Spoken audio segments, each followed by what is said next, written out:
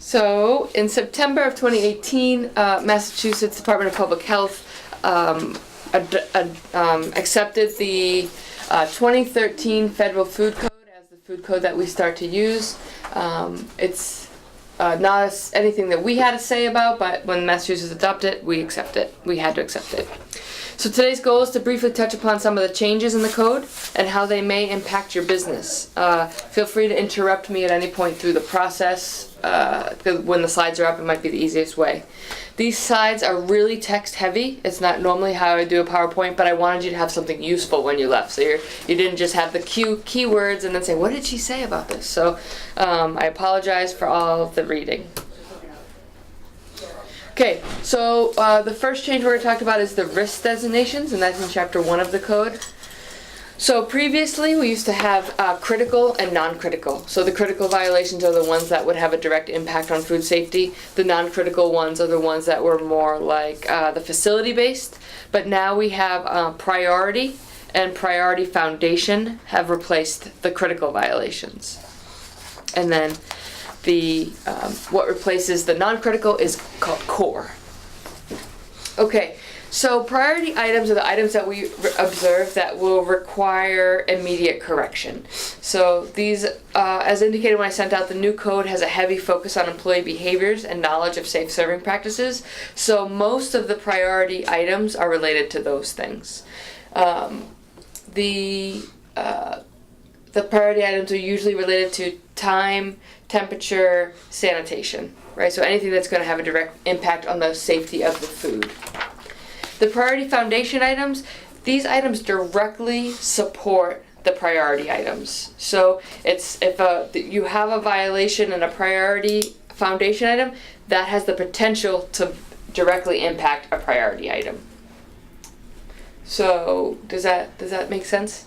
So they're directly in support of the priority items. And then the core items are really the facility issues, general operation issues. So we're looking at stained ceiling tiles in non-food prep areas, cracked floor tiles, food debris buildup on the bottom of a reaching cooler, right? So those things, over time, if left untreated over time, have the potential to turn into priority foundation and priority items. But if treated in this phase, they are nice, easy fixes that don't have the impact currently to affect food safety. So just the progression of these items. So at the core level, so each sink is supposed to be labeled for its intended use, right? That way we don't have any cross-contamination of raw meat products or bacteria from our hands going onto ready-to-eat food, right? So if we come in and there's no sign indicating that employees have to wash their hands or which sink to do that in, that's really a minor issue. But if employees start trying to use that sink to wash their hands or do something where it's not designated, it then can quickly escalate. So then if we were to see no soap at the hand washing sink, so in and of itself, no soap at the hand sink is not a problem. But if someone were to go to try to wash their hands there and they just rinse their hands instead of washing them, then that can escalate into a priority item. So that's kind of how all these things build each other, and that's just a difference in this 2013 code. So one of the big changes that our units are going to see is there are now mandated time frames for corrections, right? So for priority items, the time frame cannot exceed 72 hours, right? Dawn and I racked our brain as to a priority item that we would give 72 hours for, and we could not think of one. Priority items, if they're directly impacting food safety, they're going to be corrected on site. There may become one, and I'm going to be curious to see if we hit one that's 72 hours, but priority items are usually going to be those ones that just need to be corrected on site. Priority foundation items, either corrected at the time of the inspection or up to not to exceed 10 calendar days. And that's kind of similar to what we've been doing for items that fall into this category. 10, usually it was 7 days. We usually had a 7-day window. Now we have 10. Is there a notification of when you'll come back, or you'll just... The inspection report will clearly indicate each observation that Donna had and the week that she'll come back to check. So it's really hard in our line of work to say we're going to come back on Tuesday, because on Tuesday something could blow up. So we usually say we'll come back the week of X. That way you know that that's when you can expect us. The biggest change for this is the core items. We used to give 6 months for non-critical or non-impacting the food safety for this. We'd say, hey, we'll check this out when we come for our next standard inspection. Now they're saying we cannot let it go longer than 90 days. So one of the things that I really want to point out over this is you're going to see us a lot more. And it's not because we want to pick on any restaurant. It's not because we think we're going to try to catch you in something. It's really just because of this addition to the code. We could find 3 things on one inspection that has us coming back multiple times. So if you have questions on that or why you're seeing us so much more, feel free to ask Donna during inspection or call me and say, hey, Donna's at my site so much more. I'm tired of seeing her face. And I can walk you through why that might be the case. The other thing for this is there is some flexibility, right? So if you have a priority foundation, so let's say you have no gloves on site. And gloves aren't required, but it can lead to a priority violation. So bare hand contact with ready-to-eat food. That might be an issue at your deli, and that's clearly an issue for you. Could be an issue for you. If you come up to me and say, hey, listen, we have an order coming in 11 days, and the gloves are coming in on that, and until that, we're going to use tongs or wax paper. Great. That's a solution to us. So we don't necessarily need to come back in 10 days, because that's a corrected on site. You've shown me that order coming, and you have a plan. Right, so there is some flexibility if you have a dialogue with us. Okay, management and personnel. This is, I think, the chapter that we spent the most time on Monday. So in this code, as I mentioned, there's an extreme amount of importance placed on employee behavior and person in charge knowledge.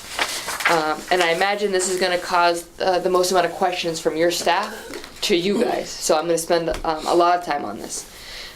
Part of the reason is because the FDA has done a longitudinal study on foodborne illness outbreaks and what is causing those outbreaks. And they found that 60% of the time, foodborne illness outbreaks are caused by neurovirus.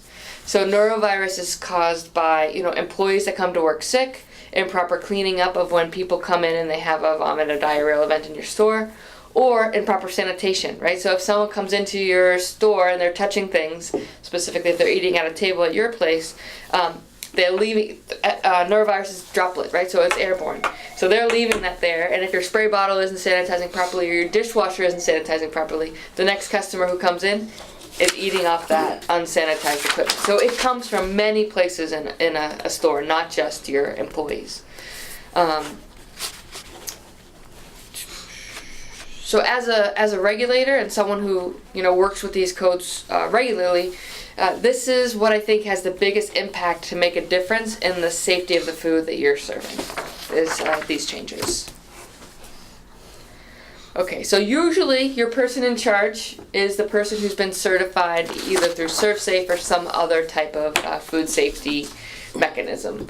But the code does not require the person who is the designated person in charge to have that licensure. So who has that in your store? One of my storemen. Okay, so he's not always on site. No. So via this code now, if he were to ever leave, he's designating a person in charge. Okay.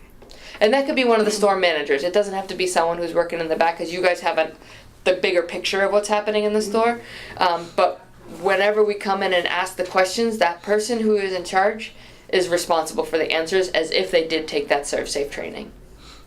Now, one of the things we'll get to, but I'll tell you now, is with this code, there's double dinging, right? So if you have a critical violation or a priority violation, you get cited for the priority violation and that your person in charge wasn't controlling the store. So they say that the person in charge has to be knowledgeable in the same things, whether they're ServSafe or not. And if they're not, it becomes another priority foundation violation for the same thing. Does that make sense? It does. How many of these priority violations would cause a closure?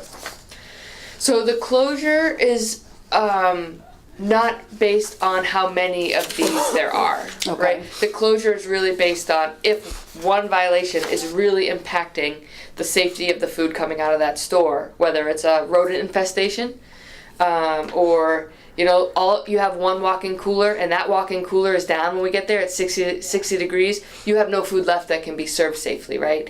So it's not a cumulative effort, it's really like if there's something that happened. So I could go into Big Y, right, and they have one walk-in cooler that's down, they're not closing. If I come into your store, your facility, and you have one walk-in cooler that's down, your whole food product is gone. So that's the threshold, really. It's case by case basis. Okay, thank you. So the person in charge will need to demonstrate their knowledge by making sure the facility has no priority violations. So that's what A says.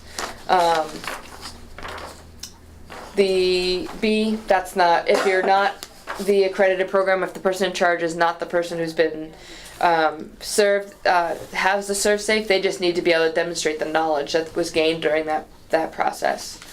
And now this is new. C is Donna's going to ask the person in charge 3 or 4 food safety questions. So, and it will be relevant to the facility, right? So we're not going to come into your facility and say, what's the temperature of cooking raw chicken, right? It's not really relevant. But we'd say, what is the proper cold holding temperature? Or what parts per million does your sanitizer need to be? Whereas for your facility, we might say, what is the final product cooking for temperature? Or how do you properly cool? Right, yeah, I don't know. That's the public health logo. If you look at the first page. So that's those questions will change based on the facility that we're at. But it will be critical food safety questions. It's not going to be, we're not trying to catch anyone in anything. And this is brand new for this code as well. So we're going to ask the person in charge, what are the 8 major allergens and what are signs and symptoms of allergic response? So do you have that form? I don't, but I'll give you guys copies. Thank you. So we have a one-pager that lists the 8 major allergen and signs and symptoms of an allergic response. If you post that somewhere where your employees know where it is, and we come and we say, what are the 8 major allergens, and they walk us over to that sign, that's fine. They know where to get that information if they were to need it. And that's really the goal here, is to be able to have quick access to this information if we need it. Anyone, when we're asking them questions, is going to have a hard time because it's nerve-wracking. We all have a hard time with recall if we're nervous or under pressure. So by the store managers or the supervisors, putting those people in charge with access to get that knowledge, we're fine with that. Walk us over to the sign. You don't even have to read it. Just say, if I would need to know this, this is where that sign is. Excuse me, I just need to check that quickly. Yeah? Thank you. Okay. Does that make sense? Mm-hmm. Okay. Action. So we're going to observe now. This is the observation. So that part was the knowledge. This is the observation. So we're going to, if you guys receive a delivery during our inspection, we're going to make sure that person in charge is taking a temp of that delivery. Right? So we want to make sure that you guys are saying, okay, this food is coming in and it is safe for us to receive. We're going to make sure that your employees are making sure time and temperature is kept. And that your person in charge is making sure that there is no bare hand contact with ready-to-eat food. So these type of priority items are the ones I was saying could be a double ding. So it's all stuff you guys are doing anyways. They're asking us now to specifically check on a box that you guys are doing it.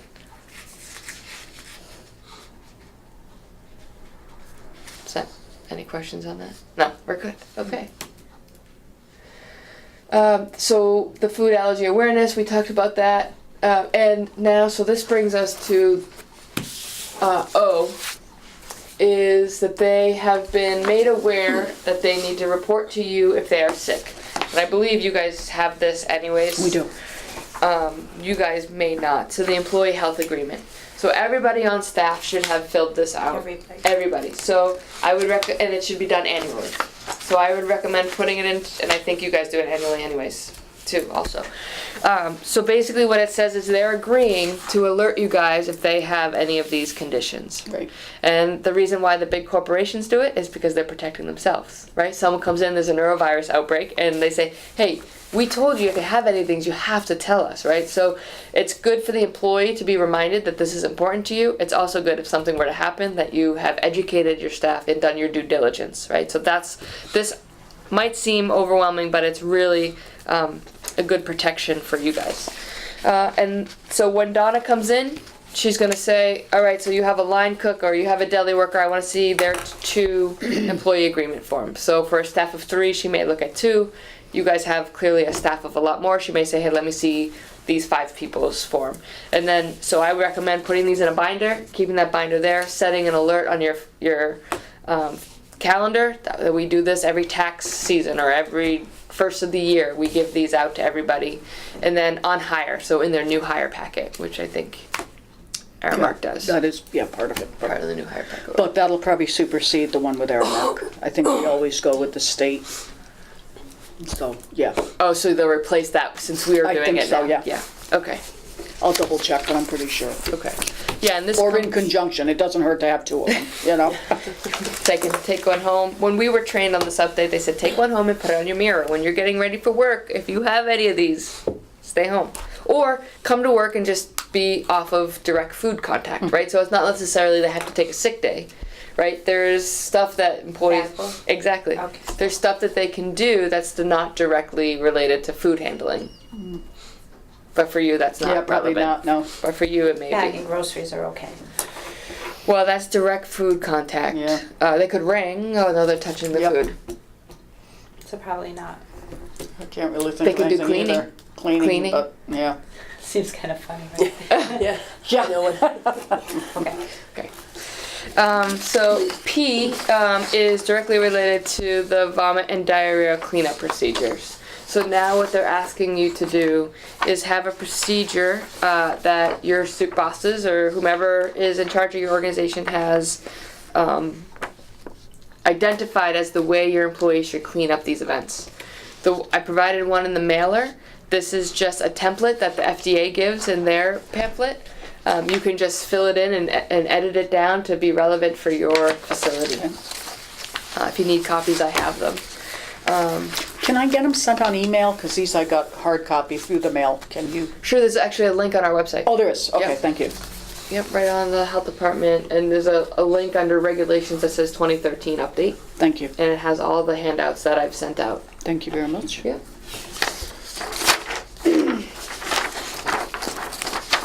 Pretty.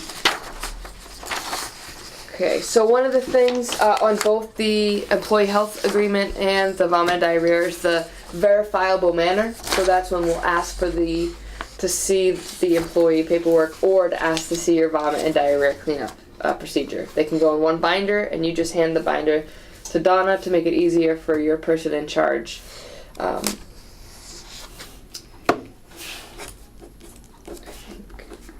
We've talked about this. They've removed fever from the reportable symptoms. This part is, it's just a new part of the code which outlines that if you have a foodborne illness outbreak and it is related to norovirus, that your staff may be subjected to a stool sample collection by the state. Not by us, but it would be by the state epidemiology.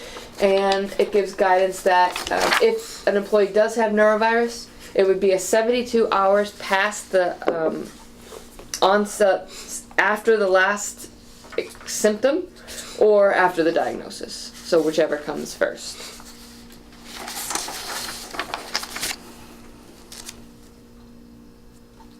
Where did I get that one? Okay, this is where Donna takes over. All right. So on this vomit and diarrhea cleanup, I just wanted to go through what should be in your spill kit or what you should have ready if you do have some sort of instance at your facility.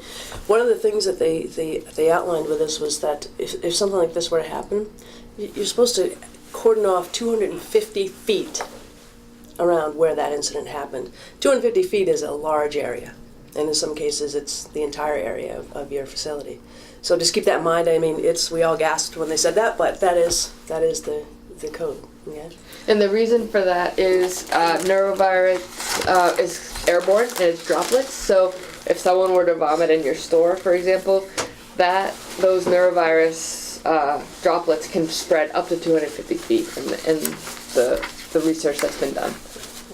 So I'm just going to show you some of the items that should be in your spill kit or what you should have available for whoever's going to do the cleanup to use. First thing you want to do is get your PPEs on and ready to go before you go out and actually do the cleanup, right? So some of the things we have here, a Tyvek suit, basically covers all your entire uniform. You want to make sure whoever's going out there to clean is not going out there with their apron on or their dish towel or their chef's coat, because again you're going to go back in the kitchen afterwards. So that's just going to protect your clothing. Get vinyl gloves. And it doesn't need to be as extensive as a Tyvek suit. It can be a disposable apron. Right. That was one of the questions asked. Yeah, Just be a doesn't white have to be coat that that they're gonna throw in the laundry. Right. You can wash. You can use something that you're going to take off and wash, but making sure that when you are taking it off, you're not just throwing it in the corner with a bunch of other stuff. You're putting it in a bag and sealing it so that it's concealed before you go. And you just don't want to spread it all over the place. If you take it and throw it in a corner somewhere, now you just contaminated Do you that guys area. not have disposable aprons? Like plastic ones? No, we all have linens. Linens. Yeah. So if they put So it if they in, take it off and put it in a bag and tie it off, so that it's cordoned off from everything else before Yeah. they wash. Yeah, we're gonna go with that. Yeah. Because when it leaves there, then we're talking, it's gonna go up to a facility in Lawrence, Mass. Yeah, for you So, it's yeah. tricky. Yeah, Because you no, guys won't we'll- be doing any of it. Well, hopefully not, but I'm gonna, I'm gonna prepare like I am. And I'll spread it out. You can take some pictures and things. Thank you. Afterwards. You got vinyl gloves. So you want to make sure you have hand protection. Shoe covers. Okay. These are all disposable. Mask. Okay. And goggles. You can use goggles, or you can use. They have like a plastic face mask that covers the entire face. So it's keeping in mind that something like goggles or something you're going to reuse, you want to make sure before you actually throw it back in the kit that you're cleaning and sanitizing it. Okay. Once you have all your PPEs on and you're ready to go out and clean, you want to make sure the area is cordoned off. So no one can walk through there. You're not dragging it through your entire facility. This is caution tape. You don't have to go out and buy something that is as costly as this. You can use rope. You can use anything you can think of that will cordon off an area so people can't come and walk through and drag it all over the place. Okay. So you don't want to go out and just start sloshing a mop around, okay? Because when you're doing that, you're moving the spores around. The spores are moving all over it, and they just keep on moving through the air and settling somewhere else. So you're going to use something similar to kitty litter or quick absorb. There's quite a few different types of this absorbent. You can also use pads, absorbent pads, so that it's not, again, you're keeping it contained and not spreading it more. Okay? Once this is all absorbed, you're going to want to clean that up. You can either use a quick, little scoop, which you can throw away afterwards, or it's easy as grab some, gets cleaned up, throw it right in the bag, right in the trash bag with the litter. Once you have all that, the absorbent cleaned up, you're going to use a bleach solution, and it's usually 10-to-1. Okay? You want to make sure you saturate the entire area where that spill happened. And you want it to sit for a minimum of 5 minutes.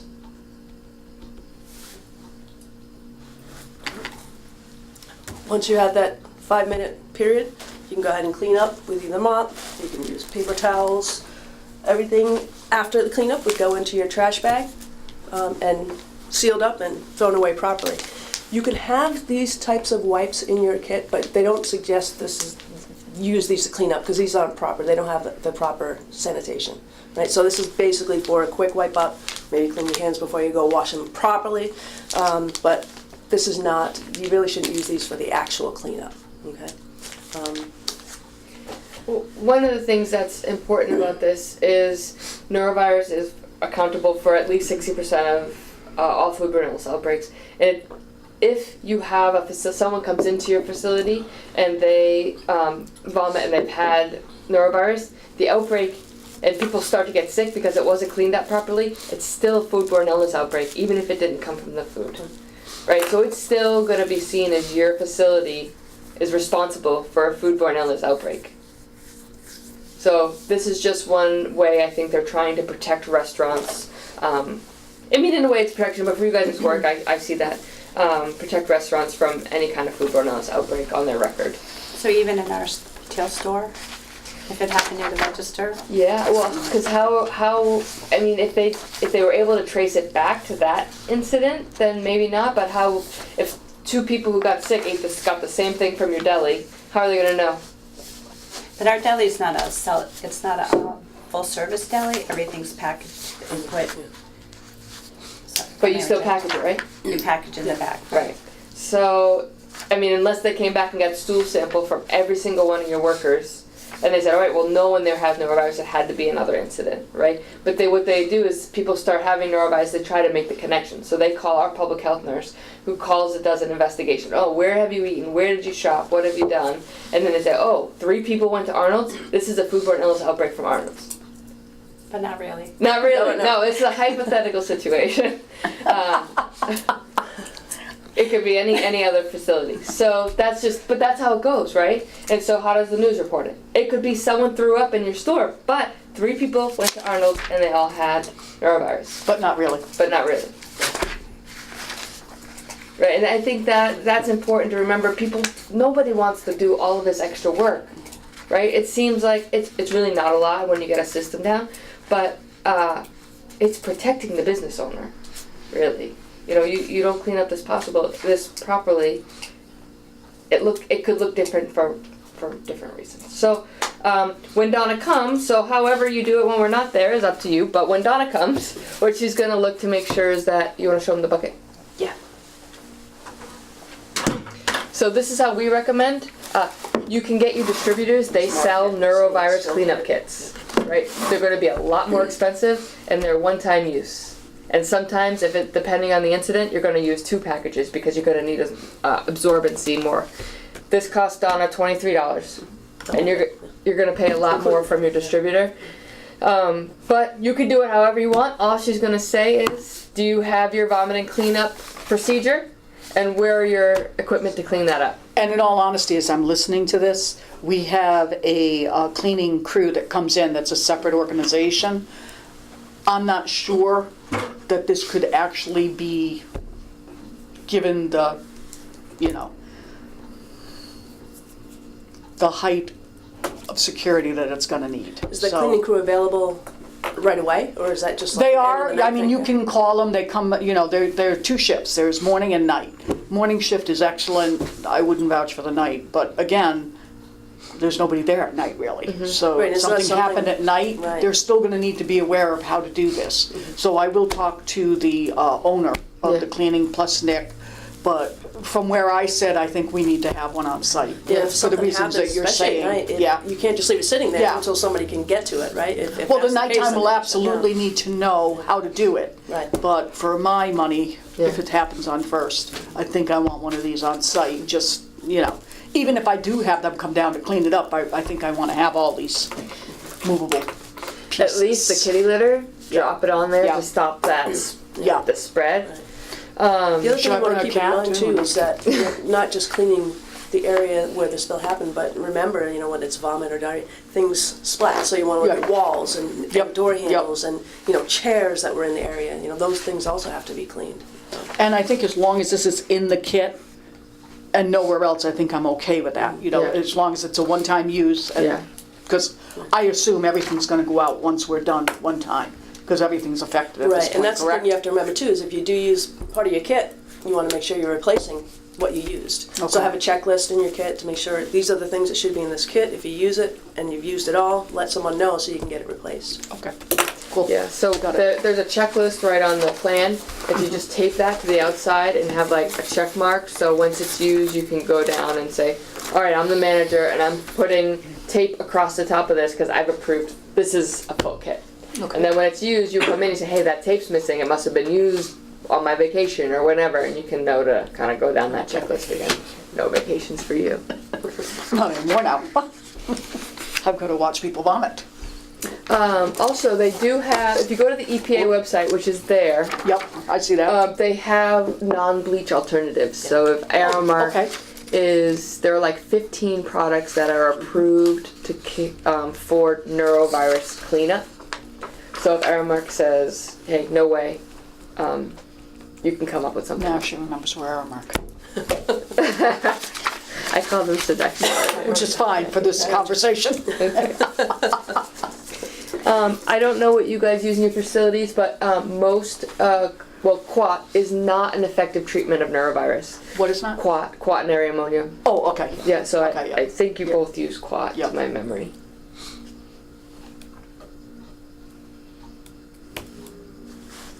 Proper hand washing. So there's some changes to the hand washing. Now they've added prosthetic devices. So if you have a prosthetic device, you have to also wash that if it is a hand or an arm. They have reduced the temperature from 110 to 100 degrees. They've added the time frame for 10 to 15 seconds, which wasn't there before. And they have added a thorough drying. So we will be observing employee hand washing. We've always observed employee hand washing, a little less of the process and more that it's happening, but now we will watch the process.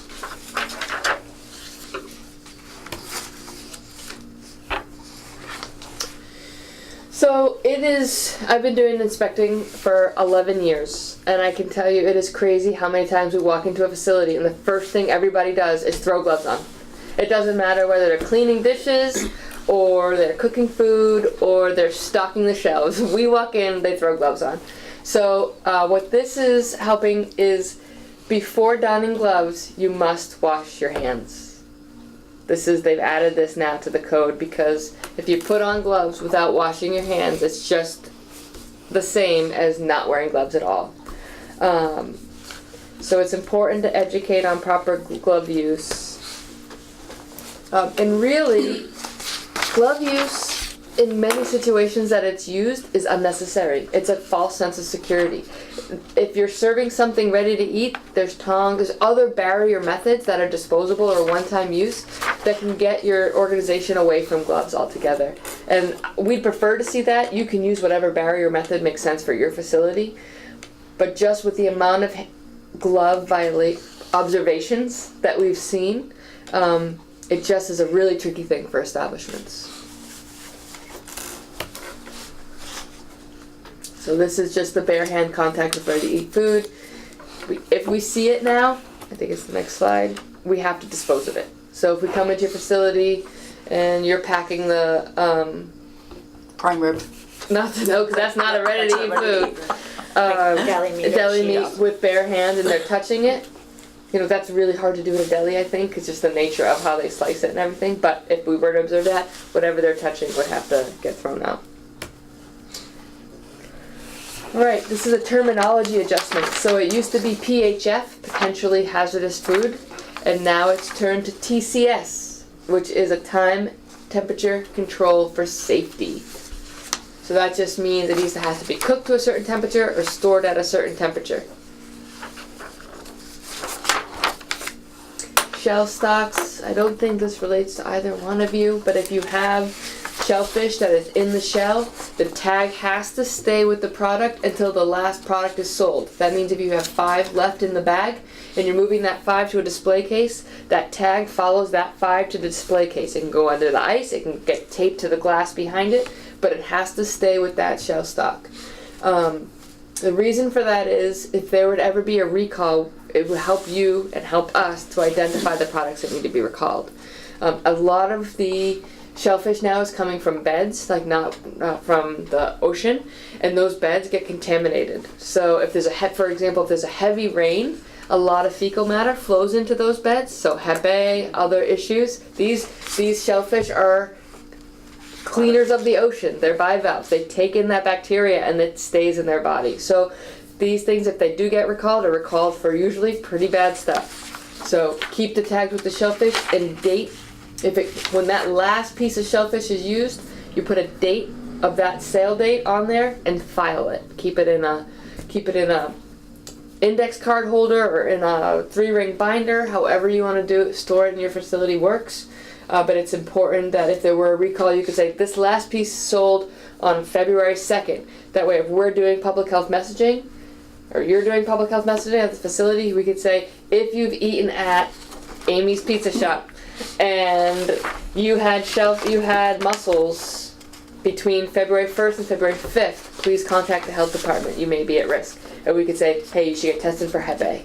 Right? So it just helps in the outreach. It helps you guys alert your customers, even though it has nothing to do with you, that outbreak, right? Temperature danger zone has been reduced.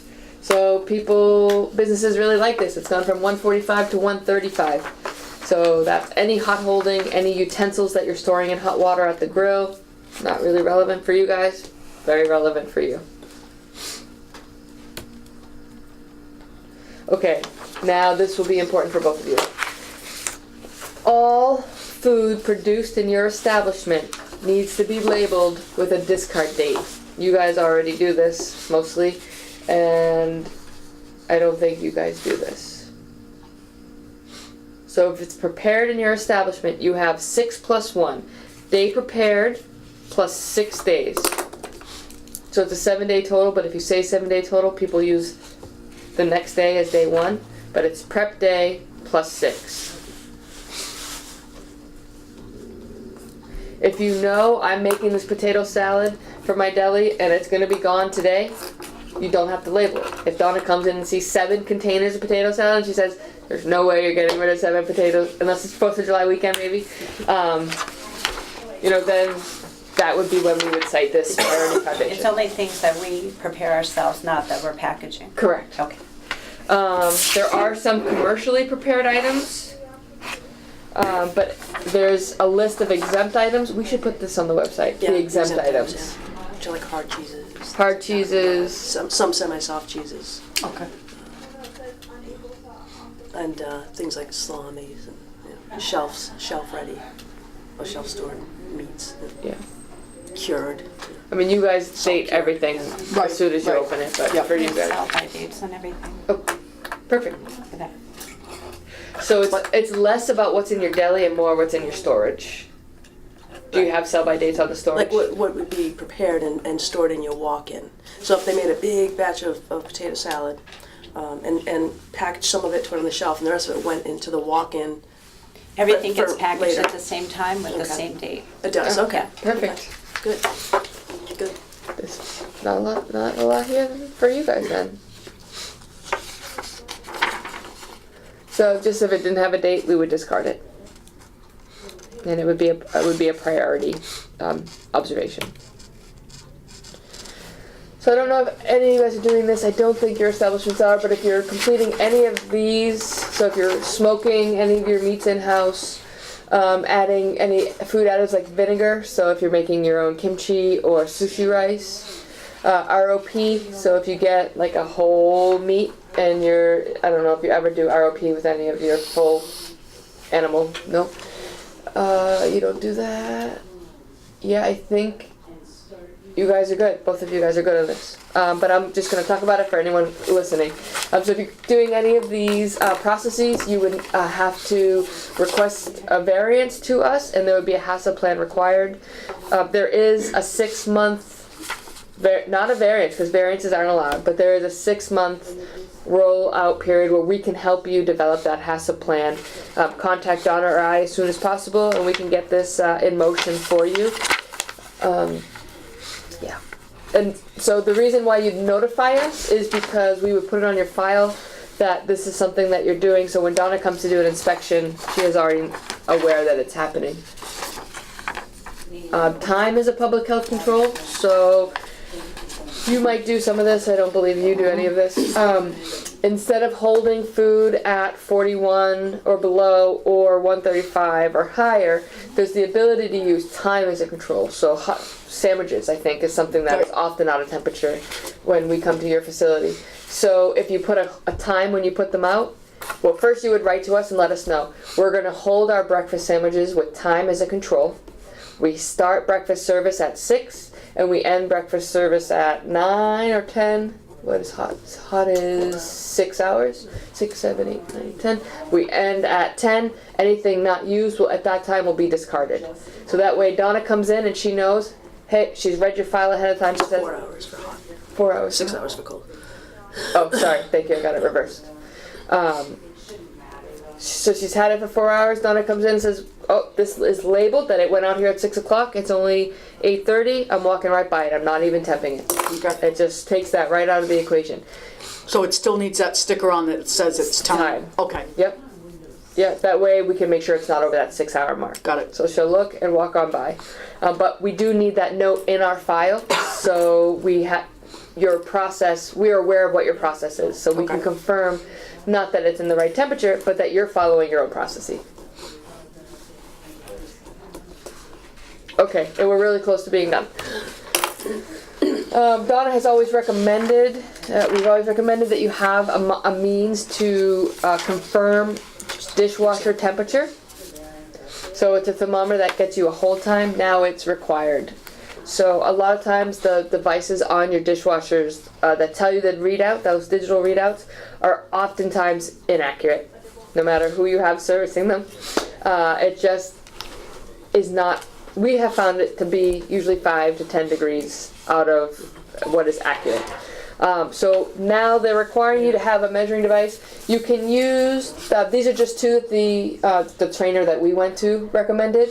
The top one is just a disc. You put it in there, and when it comes out, it tells you the max temp throughout the entire wash. We don't recommend the tabs, and the only reason for that is it doesn't tell you the upper limit. So anything over 180 turns to steam. So your tag might tell you, yeah, you're hitting 180, but it doesn't tell you that's actually hitting 195. So it's not actually sanitizing your your dishes. Does that make sense?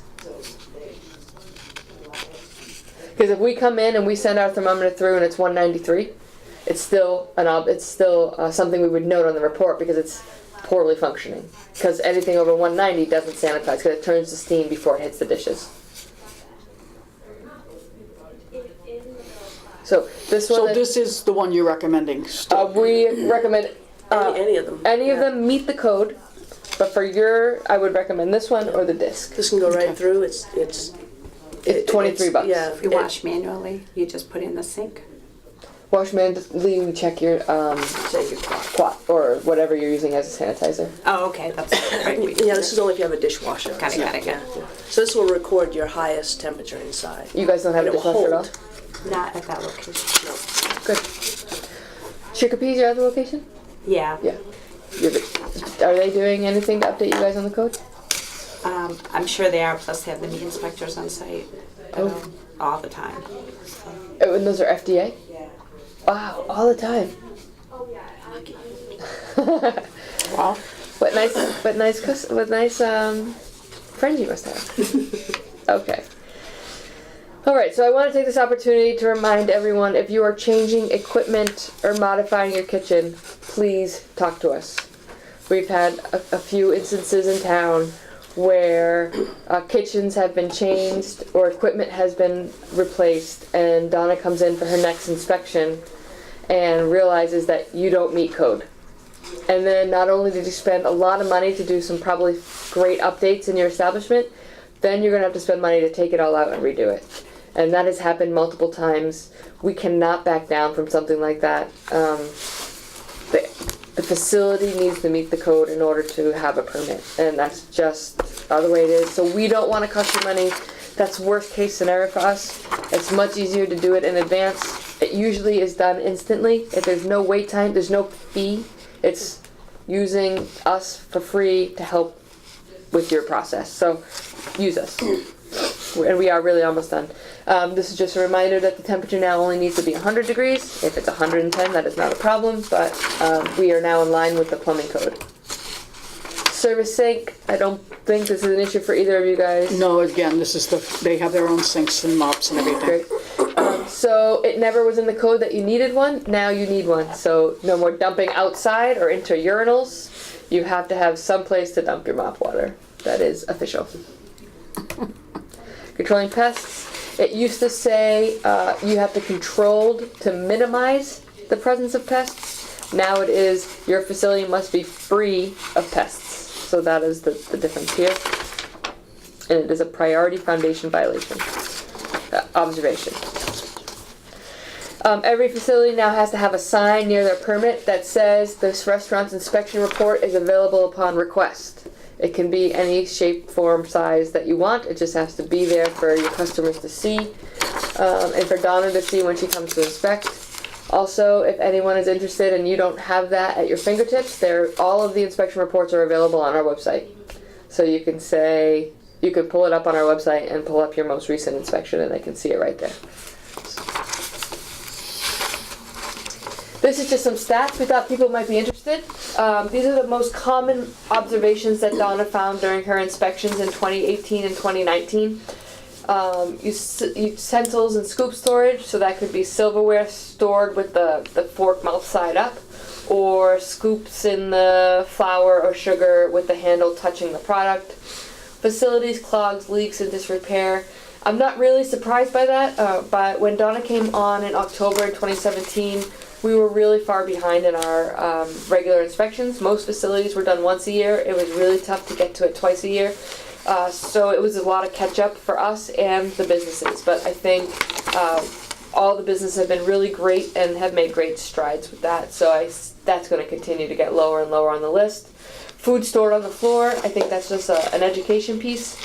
Lack of thermometers, so each facility needs a way to tell whether the food is hot enough or cold enough. So that is something that Donna saw a lot. Improper PPM, so just making sure that the buckets that you set up are changed regularly enough to maintain proper sanitizing levels, and hot and cold holding. This year it's been improper hand washing and glove use. So we have not started enforcing the 2013 code after today, actually, because everyone who has had the opportunity to attend these trainings and have been notified. So after today, we are using the code. So this is just using the past code, but I imagine that to get more prevalent with the new observations that we have to do. Missing or expired permits or certificates, facility repairs, scoop storage, and unprotected food. So food needs, if it's in a walk-in, needs to have protection over it unless it's in the process of cooling, and food that's out on the line should also be protected. So that concludes my and Donna's portion. If you guys have any questions, we're happy to answer them.